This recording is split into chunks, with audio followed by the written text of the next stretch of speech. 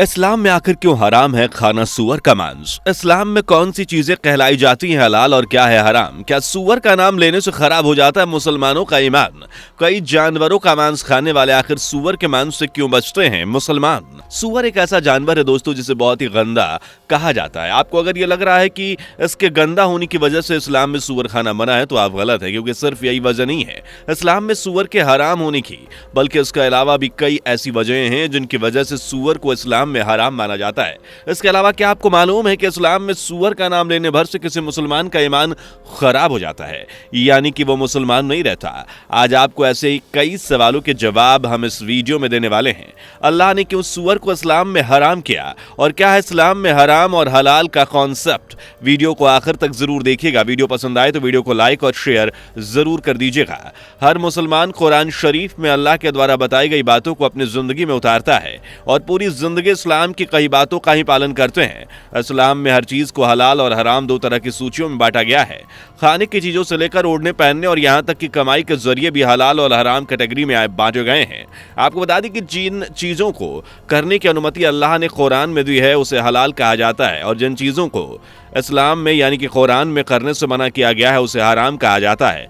खाने को लेकर भी अल्लाह का यह हुक्म है कि इस्लाम को मानने वाले हर मुसलमान को सिर्फ और सिर्फ हलाल चीजों को खाने की ही इजाजत है। हराम चीजों में सूअर का गोश्त शामिल है। आपको बता दें कि जिन लोगों को यह लगता है कि इस मुसलमान तो मांसाहारी होते हैं, वो किसी भी जानवर का मांस खा लेते हैं, तो ऐसा नहीं है दोस्तों। इस्लाम में सिर्फ और सिर्फ उन्हीं जानवरों का मांस खाने की अनुमति है जिनका जिक्र कुरान में है। आपको बता दें कि मुसलमानों को मरे हुए जानवर, बीमार जानवर और ऐसा जानवर जिसका शिकार किया गया उसे खाने की इजाजत नहीं है, उसे हराम जानवर कहा जाता है। इसके अलावा सूअर के मामले में ऐसे आदेश दिए गए हैं कि इस्लाम में सूअर जानवर को हराम समझा जाता है क्योंकि अल्लाह ने इस जानवर को जन्नत से बाहर किया था।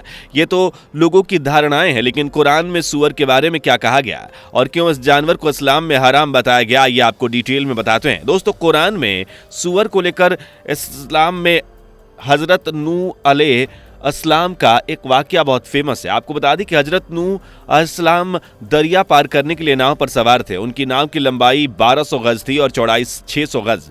इस नाव की 3 मंजिलें थी। पहली मंजिल में जानवर थे, दूसरी मंजिल में इंसान और तीसरी मंजिल में परिंदे मौजूद थे।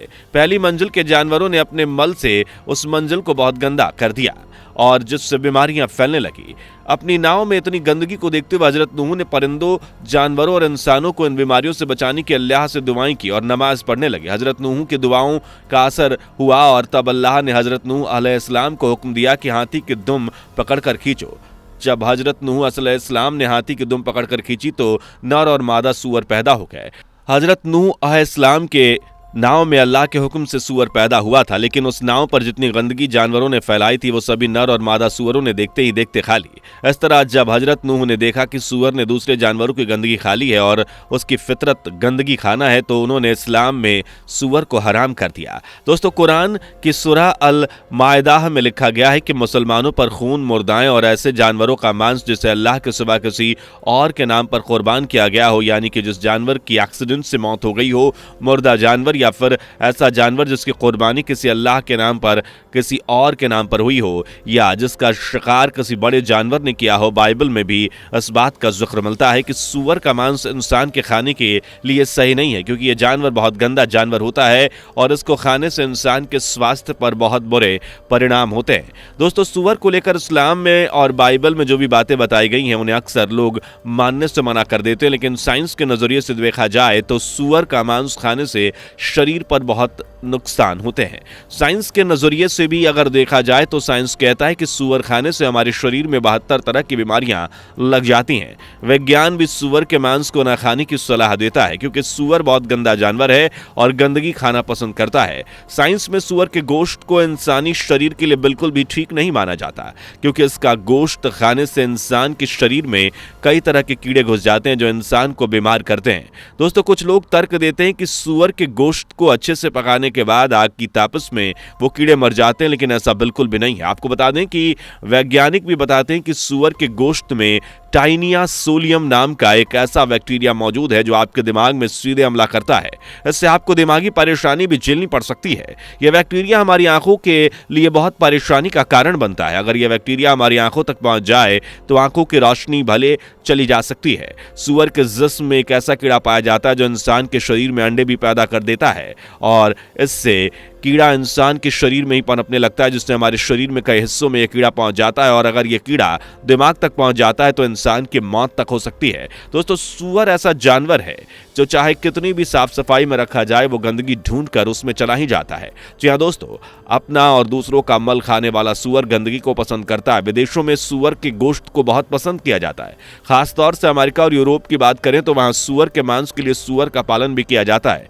बड़े बड़े फार्म्स में सूअरों को पाला जाता है। दोस्तों, ऐसा भी देखा जाता है कि सूअर का मांस खाने वाले लोगों में उसके भी गुण आ जाते हैं। जी हाँ दोस्तों, ऐसे लोग जो सूअर का मांस खाते हैं वो सूअर की तरह बेपरवाह और बेशर्म हो जाते हैं। दोस्तों, आपको बता दें कि सूअर एक ऐसा जानवर है जो अपनी मादा को किसी भी दूसरे नर सूअर के साथ मिलन के लिए इनवाइट करता है और एक से ज्यादा मादाओं के साथ रिश्ता भी बनाता है। दोस्तों, इस्लाम में सूअर जैसे जानवरों को खाने को मना इस वजह से किया गया।